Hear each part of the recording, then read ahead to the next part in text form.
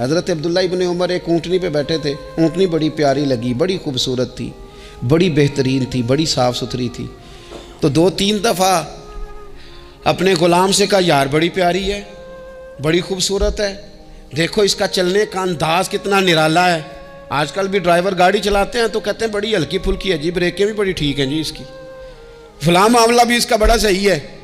وہ اتنی پسند آئی اونٹنی، تو اونٹنی سے اترتے ہی فوراً کہنے لگے اس کو نشان لگا کے قربانی کے جانوروں میں چھوڑ دو، یہ زیادہ پیاری ہے، اسے رب کے رستے میں خیرات کریں گے۔ کیوں؟ ایک باریک نکتہ صوفیاء نے بیان کیا ہے۔ اللہ کے نیک بندے کہتے ہیں کسی جگہ بھی تمہارا دل اللہ رسول کے مقابلے میں الجھنا نہیں چاہیے۔ کوئی ایسی چیز جو رکاوٹ بن رہی ہو، رکاوٹ، وہ کیا کہتے ہیں، کچرا آ گیا ہے، اس کچرے کو لوگ ٹھیک نہیں کرتے، کہتے نکال دو تاکہ معاملہ صحیح رہے۔ ایک چھوٹا سا باریک سا ہلکا سا دھاگے کی طرح کا ایک ٹکڑا اگر کسی وقت گوشت کا آپ کے دانت میں الجھ جائے نا، وہ سارا ذائقہ تباہ کر دیتا ہے۔ لوگ مختلف چیزیں لے کے خلال کرتے ہیں دانتوں کا تاکہ وہ نکل جائے، کیونکہ ذرا سی بھی چیز اگر کسی جگہ رکاوٹ بن جائے نا، آپ بڑا بہترین کھانا کھا رہے تھے، زبردست غذا آپ کھا رہے تھے، ایک صرف اس میں نا ہلکا سا دانہ ایسا ہے جو سخت تھا، کچرا آ گیا، روڑا آ گیا، تو وہ سارے کھانے کا ذائقہ تباہ کر دیتا ہے۔ بعض لوگ ایسے ہوتے ہیں کہ ایک بال نکل آئے نا کبھی کھانے میں سے تو کھانا چھوڑ دیتے ہیں، کہتے ہیں یار یہ سارا ذائقہ خراب ہو گیا۔ ہمارے ساتھ یہ ہوا ہے، یہ تو ہے نا دنیاوی معاملات، اسی طرح کا مسئلہ روحانی زندگی میں ہوتا ہے۔ کئی دفعہ نا ہم ماننے کو تیار نہیں ہوتے، لیکن ہمارے اوپر دولت کی محبت پوری طرح سوار ہوتی ہے، وہ سجدے میں ذوق آنے نہیں دیتی۔ شہرت کی محبت پوری طرح سوار ہوتی ہے، وہ درود و سلام کا، ذکر کا، عبادت کا ذائقہ لگنے نہیں دیتی۔ وہ جو کہا تھا نا والذین آمنوا اشد حبا للہ، ایمان والے سب سے بڑھ کر اللہ سے پیار کرتے ہیں، سب سے بڑھ کر رسول اللہ صلی اللہ علیہ وسلم سے محبت کرتے ہیں۔ کیوں کہا گیا تھا؟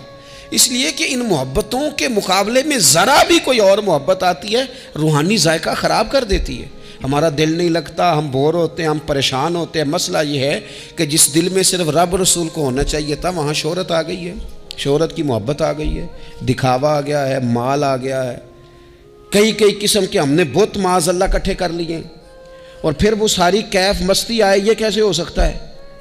حضرت عبداللہ ابن عمر رضی اللہ تعالیٰ عنہ کے پاس ایک گدھا تھا، ہم پنجابی میں تو کہا کرتے تھے کہ بڑا ساؤ جانور ہے، بڑا دھیما ہے، بڑا اچھا ہے، سواری بھی کرتے تھے اس پہ، اس پر بوجھ بھی رکھتے تھے، اور بھی کئی کام، جانوروں کا چارہ بھی اس پہ رکھ کے لایا جاتا تھا۔ بہت سارے لوگ اس کی تعریف کرتے تھے کہ ظاہر ہے اس وقت یہ جانور ہر گھر کی ضرورت ہوتے تھے، لوگوں نے بڑی تعریف کی کہ جناب یہ گدھا بڑا اچھا ہے، بڑا عمدہ ہے۔ اب بعض چیزیں ایسی ہوتی ہیں جن سے دل لگ جاتا ہے۔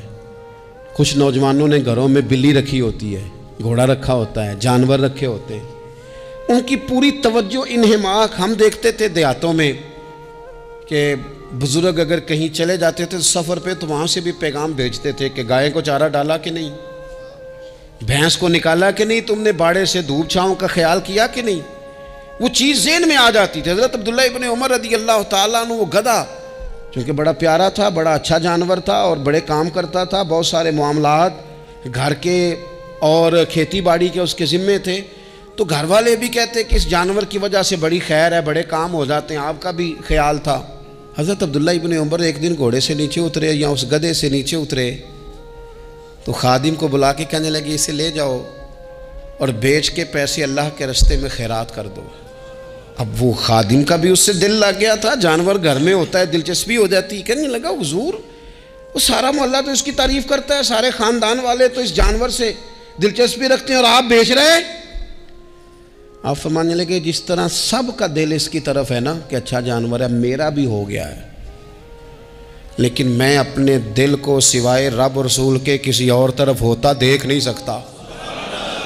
اعظم بلا سے اپنی وہ ہستی ہی کیوں نہ ہو، اعظم بلا سے اپنی وہ ہستی ہی کیوں نہ ہو، جو چیز اس کی راہ میں حائل ہو پھونک دو، جلا دو ایسی ساری چیزیں جو ان کے راستے میں آتی ہیں۔